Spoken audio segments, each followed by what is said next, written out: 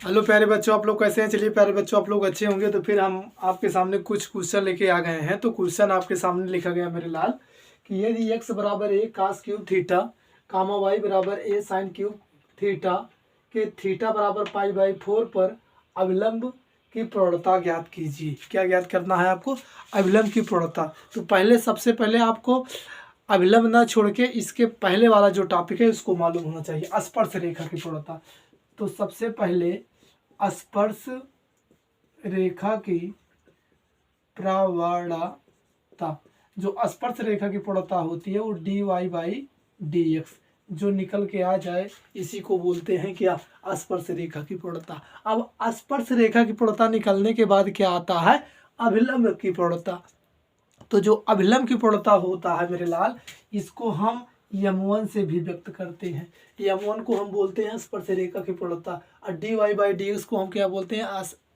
स्पर्श रेखा की प्रवणता। अगर कोई कह दे आपसे अविलंब की प्रवणता निकालिए तो आप क्या करेंगे? तो आप यही करेंगे, लिखेंगे मेरे लाल अभिलंब की प्रवणता, अविलंब की प्रवणता बराबर -1/dy/dx या -1 क्या m1। यही होता है अभिलंब की प्रवणता। तो मुझे यही निकालना है मेरे लाल, इसको नहीं निकालना। पहले इसको हम निकालेंगे, उसके बाद अभिलंब की प्रवणता करते हैं। तो -1/dy/dx या 1/m1, -1/m1 यही मुझे निकालना है। तो जो दिया गया है उसको आपके सामने मैं रखूंगा पहले। और थीटा का जो वैल्यू दिया गया है मेरे लाल π/4 दिया गया है। हल में हम सबसे पहले लिखेंगे कि x बराबर a cos cube theta, a cos cube theta. अब इसको हम थीटा के सापेक्ष अवकलन करा देंगे। लिखेंगे differentiable with respect to theta, theta के सापेक्ष अवकलन करने पर। तो dx/d थीटा, देखिए यहाँ एक कांस्टेंट है, ए को हम बाहर निकालेंगे तो ए आ जाएगा d/d theta cos cube theta. देखिए मेरे लाल, सबसे पहले आपको क्या मालूम होना चाहिए कि d/dx x की पावर n आता है बाहर, इसमें से एक घट जाता है। जब इसमें से एक घटेगा तो n-1, इसका जो फार्मूला है यही आता है। तो यहाँ से क्या आ जाएगा मेरे बच्चों? तो यहाँ से 3 बाहर आ जाएगा, उसके बाद cos थीटा, 3 में से एक घटेगा ना, तो यहाँ आ जाएगा 2। अब फिर आप अवकलन किसका करेंगे? cos का अवकलन करेंगे तो cos थीटा आ गया। तो यह यहीं से आ जाएगा 3a cos क्यूब थीटा, और cos का क्या आ जाएगा अवकलन? Sine theta. d/dx cos theta, d/d theta cos theta का क्या हो जाएगा? Minus sine theta. अब इसको हम -3a sine theta cos cube theta, यहाँ से dx/d theta, dx/d theta, dx/d theta, यही आपका निकल के आ जाएगा। इसी प्रकार आप किसको करेंगे? y को। तो यहाँ लिखा है y बराबर a साइन क्यूब थीटा। अब लिखेंगे differentiable with respect to theta, theta के सापेक्ष अवकलन करने पर। तो यहाँ से आ जाएगा dy/d थीटा, ए को बाहर निकालेंगे तो dy/d थीटा, यहाँ से आ जाएगा साइन क्यूब थीटा। अब यहाँ से देखिए मेरे लाल, 3 को बाहर निकालेंगे यही फार्मूले पे, तो 3 बाहर आ गया। उसके बाद देखिए 3 जब बाहर आएगा तो इसमें से एक घट जाएगा, 2 बच जाएगा। उसके बाद d/d थीटा किसका हो जाएगा अवकलन? साइन थीटा का हो जाएगा। तो जब साइन थीटा का हो जाएगा मेरे लाल, अब हम ऊपर लिखेंगे क्योंकि नीचे स्पेस भी नहीं है, तो हम अब इसको ऊपर लिख देते हैं। जब ऊपर लिखेंगे तो dy/d थीटा बराबर, dy/d थीटा बराबर, यहाँ से 3 बन गया साइन स्क्वायर थीटा, और साइन का अवकलन क्या हो जाएगा? cos theta. या इसको हम सही रूप में लिखेंगे तो 3 cos theta sine square theta D Y by D theta. समीकरण 2 यहाँ से आ जाएगा समीकरण 1। तो अब देखिए आपको क्या निकालना है मेरे लाल, d Y by D x. क्या निकालना है, d Y by D x. तो समीकरण अब यहाँ हम लिखेंगे समीकरण 2 भागे 1। अगर समीकरण 2 में समीकरण 1 से भाग कराएंगे तो D Y by D x निकल आएगा। तो हम लिखेंगे d Y by D x बराबर d Y by D theta upon d x upon d theta. तो आप मेरी बात को समझ गए होंगे। देखिए d Y by D theta और ये क्या है, d x upon d theta, ये दोनों कट जाएगा तो ये d Y by D x नहीं आएगा मेरे लाल, d Y by D x ही आएगा। अच्छा अब थोड़ा और इसको हम देख लेते हैं। D Y by D theta की वैल्यू क्या है, 3 cos थीटा, इधर है क्या sine square theta upon d x upon d theta की वैल्यू क्या है, -3 a sine theta cos square theta. और यहाँ देखिए मैंने लिखना तो भूल गया था, यहाँ ए है, देखिए इसको हम लिखेंगे मेरे लाल ए तो यहाँ हो जाएगा a 3a, तो 3a कैंसिल आउट हो गया यहाँ से। और यहाँ से अब आ जाएगा, देखिए कास से एक कास कट गया, एक साइन से एक साइन कट गया, तो ऊपर जो बचेगा मेरे लाल साइन थीटा बचेगा और नीचे क्या बचेगा माइनस कास थीटा। और साइन अपान कास आप लोग झूम के कह देंगे टैन थीटा होता है। क्या होता है मेरे लाल, टैन थीटा होता है। तो आपको स्पर्श रेखा की प्रवणता मिल गई, तो आप लिखेंगे स्पर्श रेखा की प्रवणता D Y by D x बराबर माइनस टैन थीटा। अच्छा अब थीटा बराबर क्या दिया गया मेरे लाल, π/4। तो आप कहेंगे यदि थीटा बराबर π/4 तो प्रवणता D Y by D x क्या थीटा बराबर π/4। अब थीटा के स्थान पर जब π/4 रखेंगे तो मेरे लाल टैन थीटा, और थीटा का स्थान पर क्या हो जाएगा π/4। अच्छा टैन π/4 का जो वैल्यू होता है ना वो 1 होता है, और माइनस लगा है तो क्या आ जाएगा, माइनस आ जाएगा। तो देखिए आपको मैंने इधर इतना सॉल्व कर दिया। इतना सॉल्व होने के बाद ना तो जो प्रवणता आया वो कितना आ गया, -1 आ गया। तो मुझे क्या निकालना, अभिलंब की प्रवणता। क्या निकालना है, अभिलंब की प्रवणता। तो आप लिख देंगे अभिलंब की प्रवणता -1 बटा क्या, -1 बटा D Y by D X कितना, थीटा बराबर π/4 पर। तो थीटा बराबर π/4 पर कितना आया है वैल्यू, 1 आया है। तो ये आपका फार्मूला था, इसको मैंने वही अभिलंब की प्रवणता -1 by D Y by D X, लेकिन इस पे किस पे निकाला गया, थीटा बराबर π/4 पर निकाला गया। तो थीटा बराबर π/4 की जो वैल्यू है वो मेरे लाल क्या है, -1 है।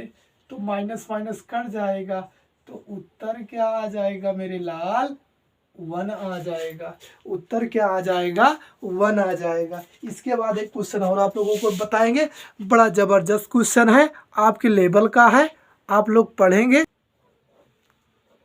चलिए मेरे लाल अगला क्वेश्चन आ गया कि यदि y बराबर x का स्क्वायर प्लस 7x माइनस 5 के बिंदु 1,3 पर स्पर्श रेखा की प्रवणता ज्ञात कीजिए। अभी जो मैंने क्वेश्चन बताया उसी का भाई है, छोटा वाला, सबसे छोटा वाला भाई है। तो ऐसे क्वेश्चन आ जाएंगे ना तो पेपर में आप लोग तहलका मचा दोगे, मुझे मालूम है। चलिए देखते हैं। अब हल में हम लिखेंगे y बराबर x का स्क्वायर 7x माइनस 5।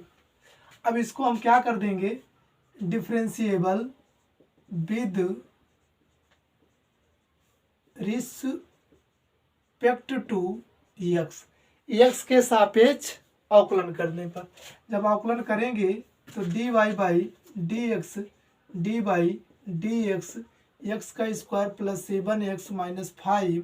अब इसको डी बाई डी एक्स को अंदर लेके जाएंगे, डी बाई डी एक्स का square D by D x 7x minus D by D x 5। तो यहाँ से 2x plus 7 D x upon d x, ये 0 आ जाएगा। यहाँ से 2x प्लस 7 आ जाएगा। तो अब जो मेरा बेटा आया आंसर ना, तो D Y by D x ए आ गया। स्पर्श रेखा की प्रवणता आपका क्या आ गया, 2x प्लस 7 आ गया। तो लिखेंगे स्पर्श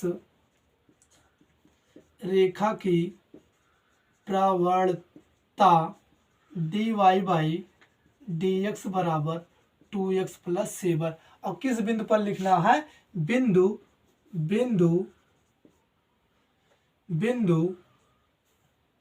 1,3 पर स्पर्श रेखा की प्रवणता D Y by D X. अब बिंदु क्या है, 1,3।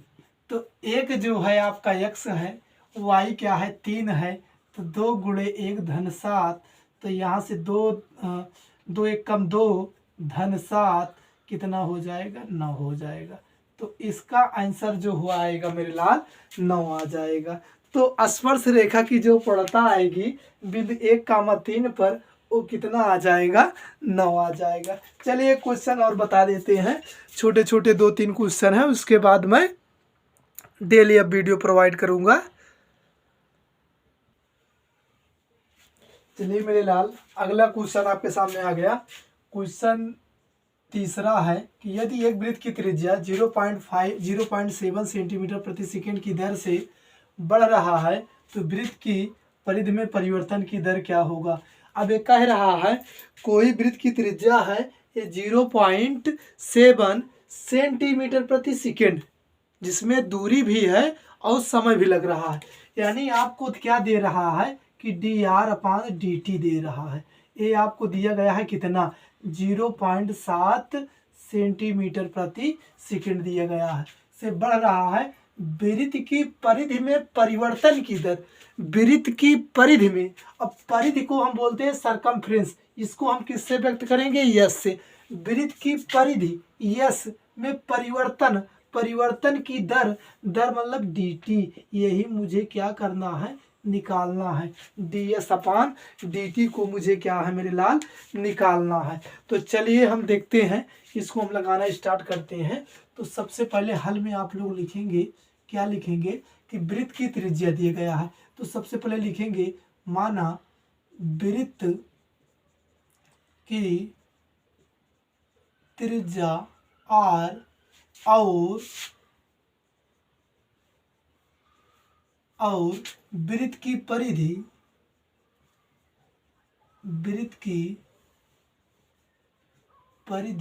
यस है। वेरी गुड, इतना लाजवाब क्वेश्चन, ऐसा क्वेश्चन आ जाएगा दिल मचल के बाग बाग हो जाएगा। ऐसे क्वेश्चन को पढ़िए। तो सबसे पहले आप लिखेंगे जो दिया गया है, वृत्त की त्रिज्या, वृत्त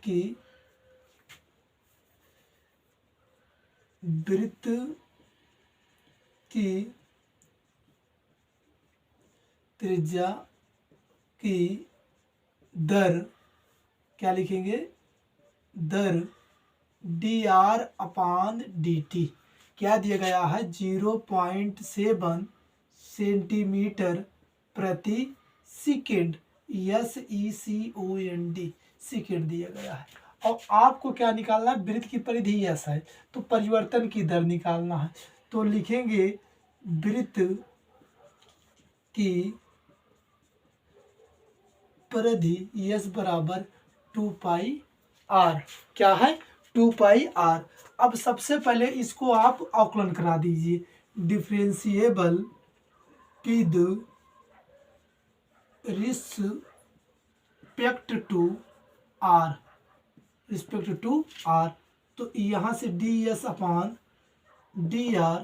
तो 2π डी आर टी के सापेक्ष कराएंगे मेरे लाल, differentiable with respect to t, t के सापेक्ष हम कराएंगे डी बाई डी टी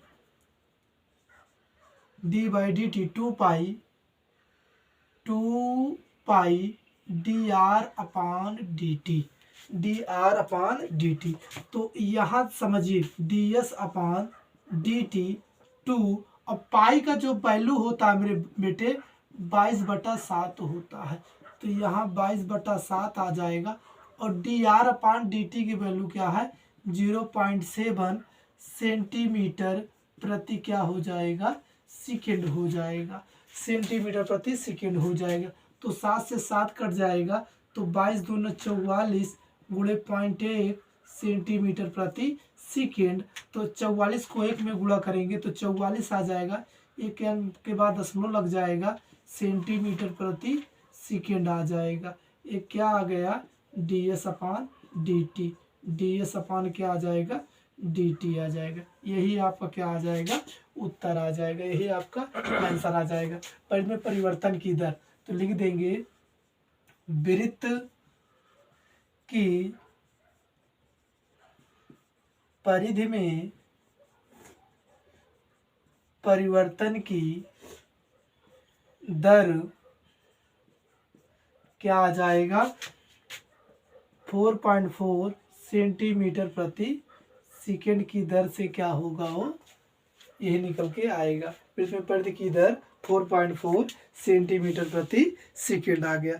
तो मेरे प्यारे बच्चों, आप लोगों को अगर मेरा पढ़ाना अच्छा लगता हो चैनल को सब्सक्राइब करें, लाइक करें, शेयर करें और सब्सक्राइब करके बेल आइकन बटन को प्रेस कर लें, ताकि जो वीडियो डालूं इसका नोटिफिकेशन आपके पास जल्द से जल्द पहुंच सके। तो थैंक यू, धन्यवाद।